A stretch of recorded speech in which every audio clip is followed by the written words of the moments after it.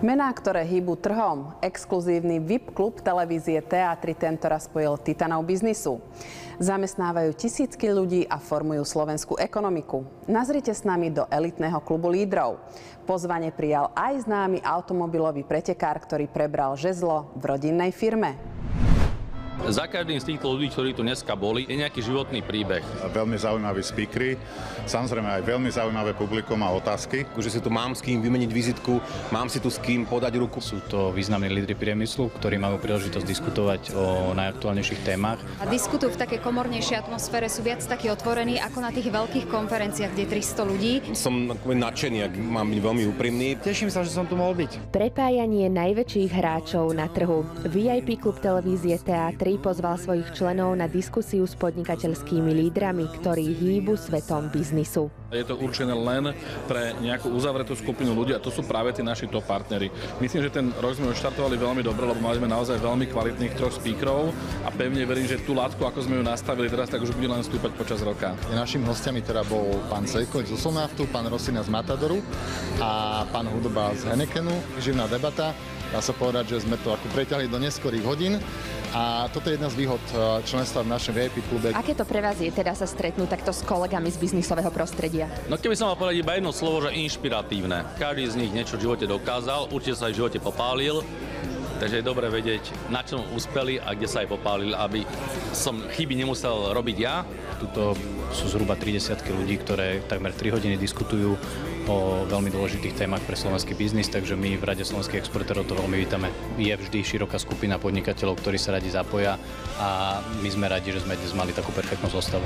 Zostavu doplnil aj Štefan Rosina mladší, úspešný automobilový pretekár, ktorý postupne prevzal vedenie rodinnej firmy. Gro divákov alebo ľudí ma pozná ako pretekára, ale dá sa povedať, že ja popri pretekaniu hlavne už sa venujem podnikaniu a nie ako rok, 2, ale už zhruba 10-15 rokov. Ja som popri jazdení vyštudoval Oxford, bol som v Harvarde na stáži. Jazdenie s podnikaním sa dá sklobiť, pretože ja podnikám v automotíve, jazdím na autách, to znamená, že vlastne pracujeme aj cez víkendy, aktívne viem stretnúť zákazníkov, viem s nimi prejsť rôzne témy, nové technológie, lebo ten motoristický šport je také laboratórium v oblasti inovácií, výskumu a vývoja, takže u mňa to je také, že sa to komplementárne doplňa. Ja takisto vnímam, že je potrebné podnikanie podporovať legislatívne, pretože podnikatelia zamestnávajú ľudí, majú zásadný vplyv na ekonomiku, hlavne keď sa bavíme o malom a strednom podnikaní. Keď máme prvú polhodinu naživo v rámci vysielania Teatry, tak sú ešte takí zdržanliví, aj politicky zdržanliví. Potom, keď povieme, že sa odpájame z vysielania, tak už povedia naozaj svoj politický názor a to, ako by chceli, aby bolo to smerovanie Slovenska. No ale to sa dozvedia len členovia klubu Teatry, ktorí tu sedia s nami. Kladenie otázok ľuďom, ktorí majú niečo zažité, ktorí nemajú dôvod sa báť odpovedať aj na nepríjemné otázky, je presne ten spôsob, ako odovzdať možno aj smerom na vládu, možno aj smerom na druhú stranu medzi ľudí tie práve informácie a tie práve message, ktoré je potrebné dať.